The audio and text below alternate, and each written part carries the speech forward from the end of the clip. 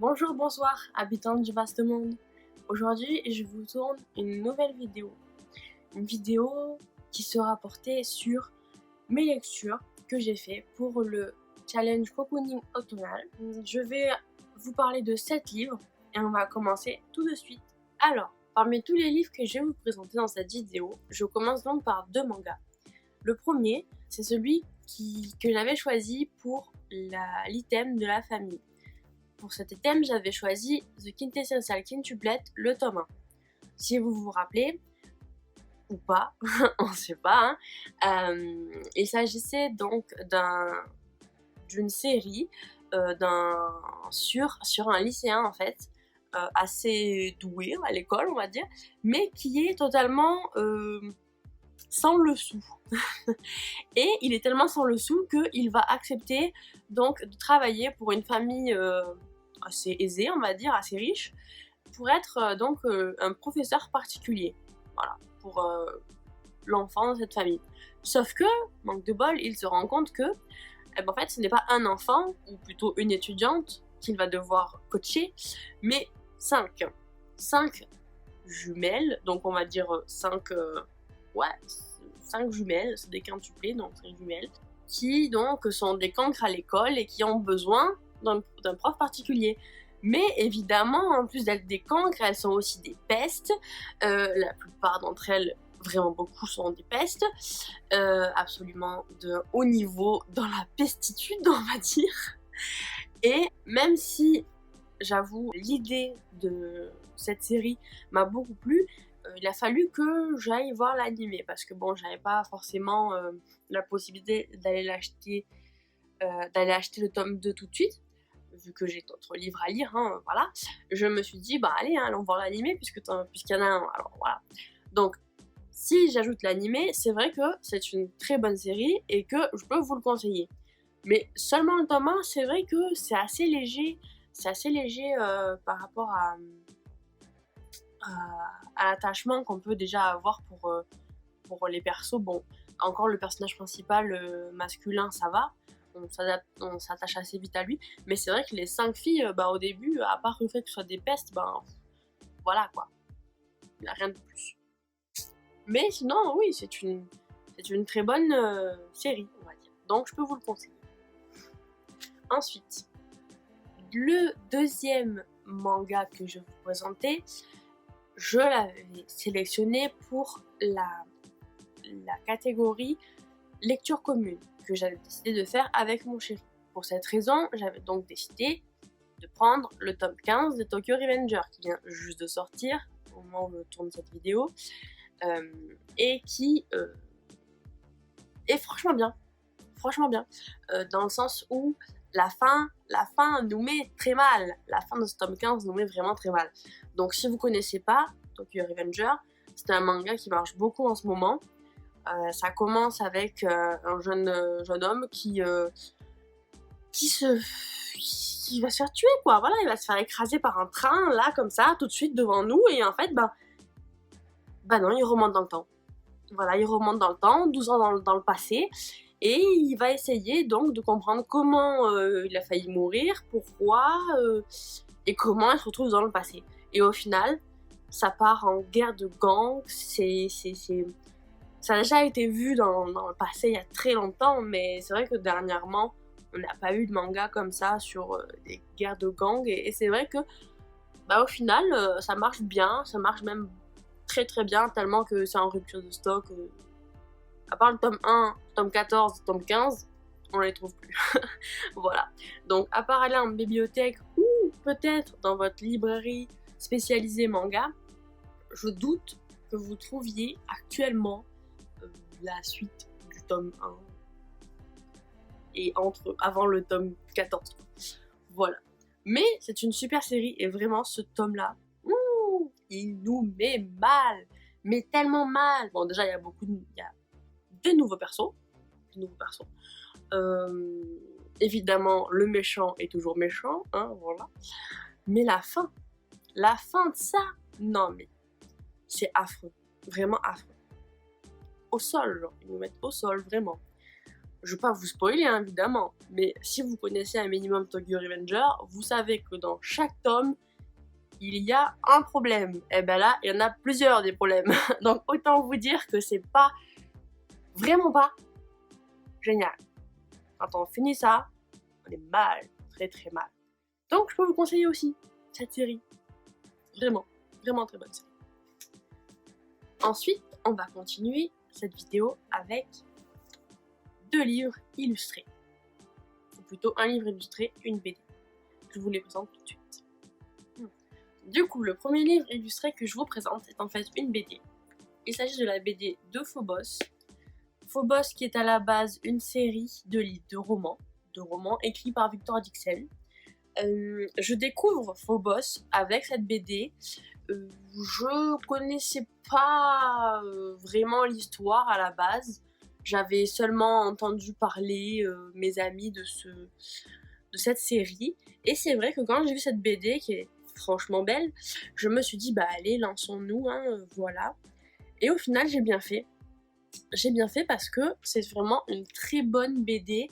Donc la couverture, comme je disais, est magnifique. Les pages à l'intérieur, voilà. Les couleurs, mon Dieu, le dessin, encore pire.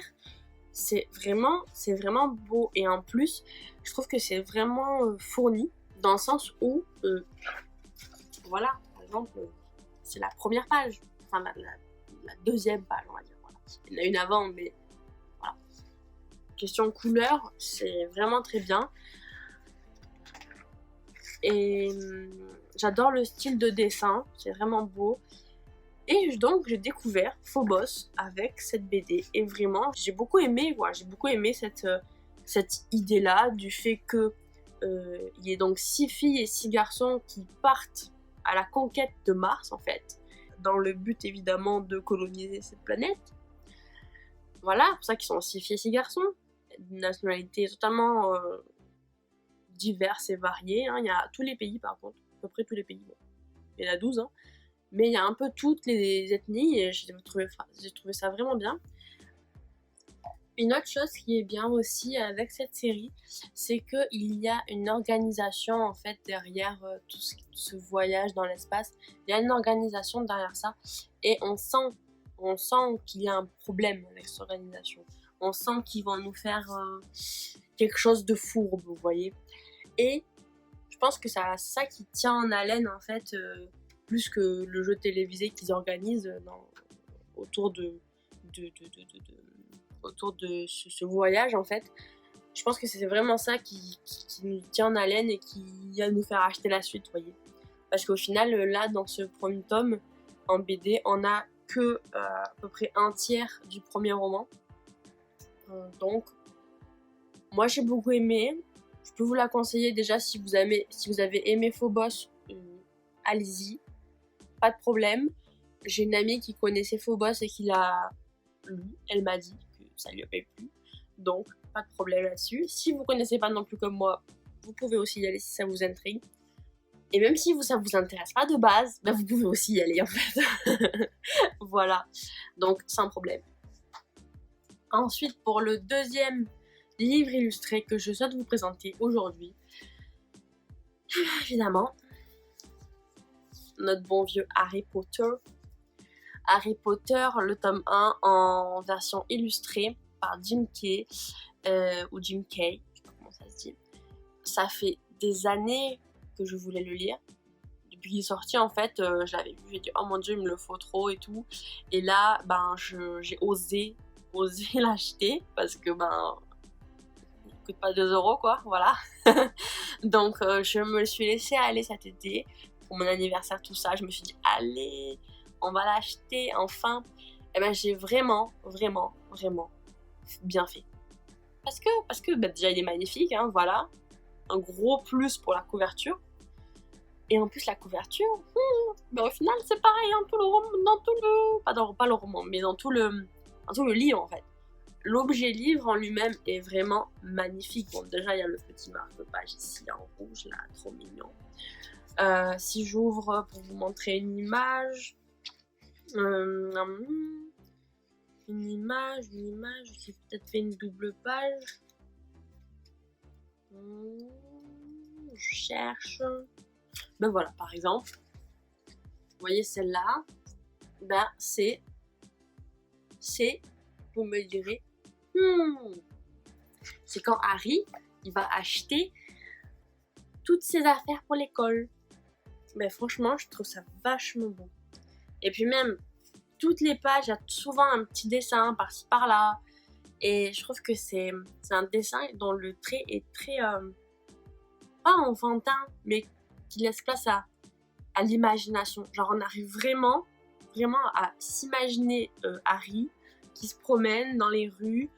En plus, Harry, oh, il est tellement mignon. Il est tellement, d'ailleurs, plus mignon en dessin que dans le film. Bon, il est très beau, hein, Daniel Radcliffe quand il est petit. Mais en dessin, je trouve ça a une... Ouais, ça touche, quoi. Voilà, franchement, je comprends tous les fans d'Harry Potter avec ce livre. Moi qui n'avais jamais lu les Harry Potter avant, hein, du coup, j'ai découvert Harry Potter avec ce livre et vraiment, je comprends. Le livre, bon, on le dit tout le temps, hein, mais le livre est vraiment beaucoup plus poignant, attachant, profond, ouais. Vraiment plus profond que le film, quoi. Le film est bien, mais vraiment, le livre est vraiment parfait, quoi. Enfin, parfait. Je me comprends, mais je veux dire, c'est vraiment quelque chose que n'importe quel enfant de 12 ans, si moi j'ai aimé maintenant, un enfant de 12 ans, lui, il adore. Mais vraiment, il adore. Donc, si vous êtes fan aussi de Harry Potter, prenez-le, si vous ne l'avez pas déjà. Si vous n'êtes pas fan, prenez-le quand même. Prenez-le quand même. Non, vraiment. Franchement, cet objet livre, même pour le prix qu'il fait, il ne faut pas hésiter. Je vous le conseille absolument. Rien que pour Jim Kay et ses belles illustrations. Voilà. Vive le tome 2, bientôt à Noël. À Noël, obligé, je commande le tome 2. Obligé. Ensuite, après donc ces 4 livres, je vais vous présenter maintenant 3 romans. Alors, le premier roman que je vous présente, je l'avais sélectionné pour mon item vieux dans la palle, c'est-à-dire que ça fait très longtemps que je l'ai acheté. Il s'agit de Fake que j'avais donc acheté au Salon du livre jeunesse de Montreuil en 2017, il me semble, quand il est sorti en gros. Qu'est-ce que je peux dire dessus ? J'ai apprécié, mais il y a quelques points négatifs qui m'ont vraiment embêtée dans le sens où, bon, déjà, il y a quelques cookies assez dérangeantes, j'avoue. Si même moi je l'ai remarqué, c'est que, voilà. Après, il y a quand même un peu de longueur au début, dans les 60 premières pages, il y a un peu de longueur parce que, bon, au final, l'histoire est bien, mais tant qu'ils rentrent pas vraiment dans leur deal de faire semblant d'être en couple pour après se séparer, même si au final ils se sépareront pas vraiment parce que bon, forcément ils vont tomber amoureux, tant qu'ils rentrent pas dans ce deal là en fait, bah il se passe pas grand chose. En plus il n'y a pas de description, vraiment pas de description, du coup c'est très difficile de se situer dans le livre en fait. On sait pas forcément où sont les persos et tout. Bon, s'ils sont dans une pièce, oui, on va le savoir, mais non, voilà, je suis pas forcément trop accrochée. Après, forcément, c'est pas un livre qui de base me cible parce que vu que c'est de la new way, non de la new romance, c'est pour un public plus jeune. C'est peut-être pour ça aussi que c'est si léger, on va dire, en termes de contenu. Oui, la New Way, c'est donc, comme je dis, pour un public de 12 à 16 ans, maximum 16 ans, et donc, forcément, c'était peut-être pas le meilleur moment pour le lire. Après, comme je dis, c'est vrai qu'il y a quand même pas mal de points négatifs qui font que je n'ai pas réussi à accrocher. Pour le deuxième roman que je vous présente dans cette vidéo, il s'agit de Allunia le tome 1 de Tips. Je l'avais sélectionné pour la catégorie bleu parce qu'il y a du bleu sur la couverture. Voilà. Quoi dire dessus ? J'ai bien aimé. C'est C'est un bon tome 1. Bon, au final, c'est une duologie, hein, Allunia. Donc, c'est un bon tome 1. Il y a eu quelques petites longueurs à des moments, peut-être. Bon, après, c'est une brique, hein, donc forcément. Quelques longueurs à des moments. Les personnages sont attachants. J'aime beaucoup le fait que... Enfin, l'histoire est originale, en fait. Une fille qui meurt au tout début de l'histoire parce qu'elle est foudroyée par un éclair. Bon, voilà, on ne voit pas ça tous les jours. Mais c'est pas un coup de cœur, vraiment. C'est pas un coup de cœur. C'est une bonne lecture, en fait. C'est vraiment une bonne lecture. J'attends beaucoup du tome 2. J'espère être surprise. J'espère être surprise parce que la fin m'a un peu mis KO. Dans le sens où je m'attendais pas du tout à ça. J'ai vraiment été surprise par la fin. Tout le long de l'histoire, c'est vraiment... comment dire, c'est pas plat, hein, attention, hein, mais il n'y a pas de grands combats, des choses comme ça. Et vraiment à la fin, à la toute fin, il se passe un truc. Mon Dieu. Mon Dieu, mon Dieu, mon Dieu. Et donc, franchement, c'est un très bon livre. Très bon livre. Il faut le tester. Il faut le tester vraiment parce que, comme je dis, ça sort de la banalité, quoi. C'est vraiment un livre original. L'histoire est originale. C'est une grosse bricasse, donc pour ceux qui aiment bien lire, ça marche aussi. C'est vrai que j'ai bien aimé la lecture. Donc si vous hésitez avec Allunia tome 1 chez Plume Blanche, bah n'hésitez plus. Prenez-le. Il y a eu tellement de bons avis sur ce livre que vraiment faut pas hésiter, quoi. Moi, ça n'a peut-être pas été mon coup de cœur, mais je connais plein de lecteurs et de lectrices qui l'ont adoré, mais comme pas possible. Donc voilà, et en plus il est magnifique, la couverture est magnifique, à l'intérieur il y a plein de petits dessins. À chaque début de chapitre, il y a un dessin de l'autrice illustratrice. Et chaque dessin est différent, et à la fin du livre il y a aussi des dessins de chaque perso. Vraiment, c'est un univers qui est assez large. Allunia, c'est vraiment quelque chose de... C'est une histoire qui est vraiment profonde et donc l'univers est assez large pour être vraiment une très bonne série. Ça, j'attends énormément du tome 2, qui d'ailleurs ne devrait pas trop tarder à être lu, vu qu'il sort prochainement, début 2022. Donc, je vais vite me lancer dessus. Voilà. Donc, n'hésitez plus avec Allunia de Tips. Et pour terminer donc cette bien longue vidéo, je vais finir avec mon item sur le début de saga. J'avais donc choisi Les Autres, que j'ai donc décidé de lire en intégrale, puisque si vous vous souvenez dans ma vidéo présentation du challenge, j'avais montré que je possédais donc l'intégrale, comme ça, le magnifique, le merveilleux, et donc les 3 tomes de la série, en fait. J'ai hésité à choisir à lire soit celui-là, soit prendre les 3 autres pour ne pas abîmer celui-là, et au final je me suis dit non, on va lire ça, c'est mieux, on va lire ça. Et franchement c'est une très belle découverte.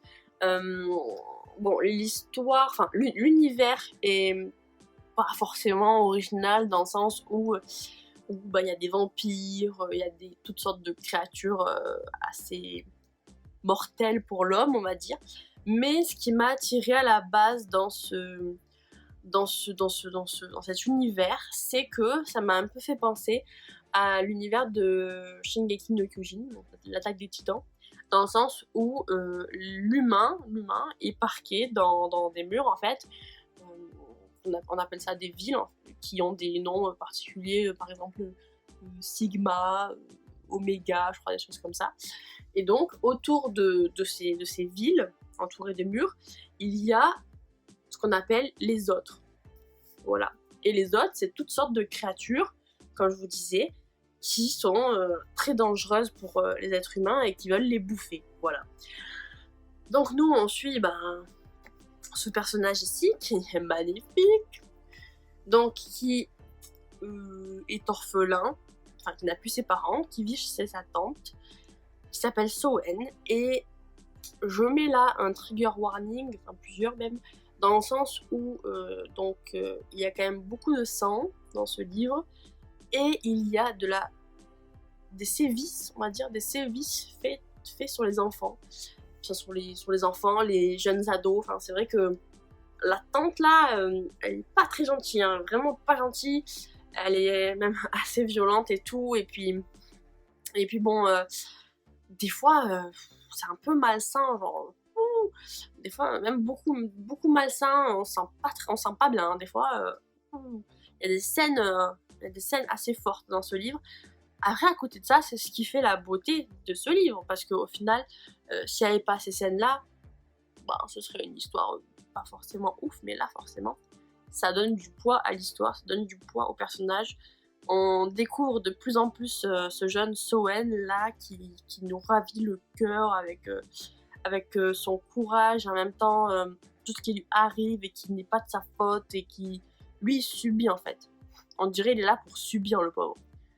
Et bon, au final, quand on finit ce tome 1, ben, on est assez surpris parce que ça finit ni bien ni mal, c'est vraiment très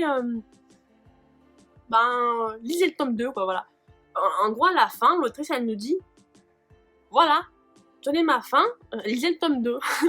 Voilà, c'est tout. Si vous voulez être content, lisez le tome 2, sinon vous ne serez pas content. Voilà. Donc, moi, je peux vous dire, allez-y avec les autres. Si vous aimez un peu la dark fantasy, allez-y. Pas de problème. C'est très très fort, autant que Lune Ardente que j'ai présenté dans le dernier, dans ma dernière vidéo update lecture.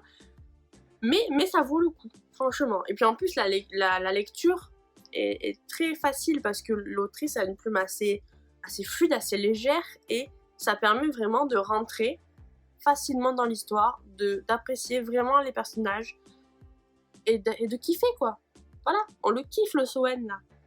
Voilà, c'est tout. Allez-y, sans problème, allez-y. Dans les autres, chez Plume Blanche, encore une fois, de Sandra Moyon. Il faut retenir ce nom. Et d'ailleurs, elle n'a pas écrit que les autres, hein. Mais au pire, on en reparlera dans d'autres vidéos spéciales Plume Blanche et tout ça. Voilà. Donc, je vous dis bonne journée, belle soirée, n'importe quelle heure que ce soit pour vous. Amusez-vous bien. Prenez soin de vous.